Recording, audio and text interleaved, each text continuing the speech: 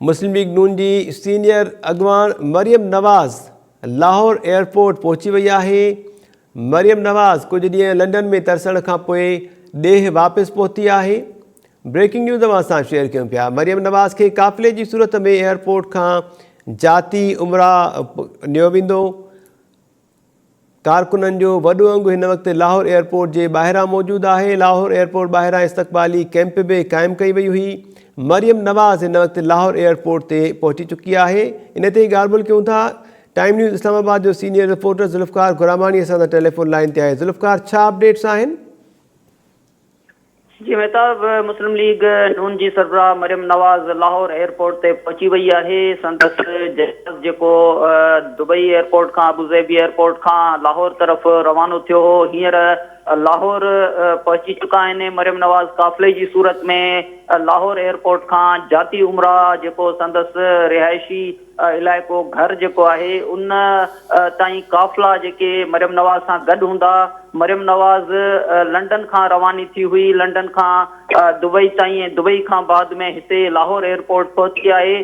संदसि इस्तक़बाल के लिए मुस्लिम लीग नून जा जेके काफ़िला आहिनि उहे लाहौर एयरपोर्ट पहुतल आहिनि। मुख़्तलिफ़ शहरनि खां, पंजाब के मुख़्तलिफ़ शहरनि खां काफ़िला मरियम नवाज़ के इस्तक़बाल के लिए हिते एयरपोर्ट ते मौजूद हुआ।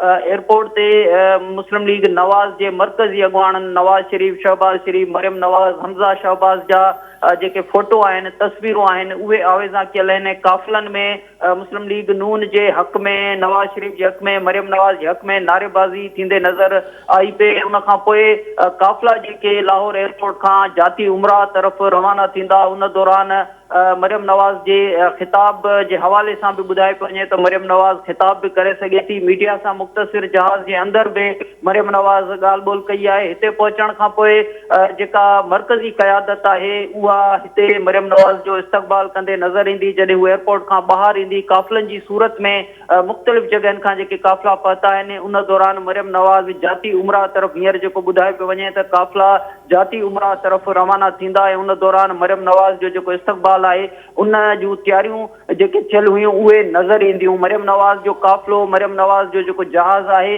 वो लाहौर एयरपोर्ट पहुची चुको है। मरियम नवाज़ हींअर भी एयरपोर्ट के अंदर मौजूद है। एयरपोर्ट का बाहर जॾहिं जहाज़ का हू बाहर वापस पाकिस्तान लाहौर पहुचंदी तो उन दौरान जॾहिं काफ़िला जेके आहिनि मरकज़ी अगवान आहिनि उन्हनि सां उनजी मुलाक़ात भी थींदी ऐं काफ़िला जाती उमरा तरफ रवाना थींदा। मरियम नवाज़ के इस्तक़बाल ऐं मरियम नवाज़ के खिताब के हवाले से भी बुधायो वञे थो त किथे खिताब भी मरियम नवाज़ करे सके थी। पर हींअर जेको जहाज़ है मरियम नवाज़ जेका है उहा लाहौर एयरपोर्ट पहुची चुको है। जेको मरियम नवाज़ जो जहाज़, मरियम नवाज़ हींअर लाहौर एयरपोर्ट का बाहर जॾहिं पहुचंदी तो उन जो इस्तक़बाल के लिए जेके उन जा काफ़िला जेके आहिनि उहे उते मौजूद आहिनि।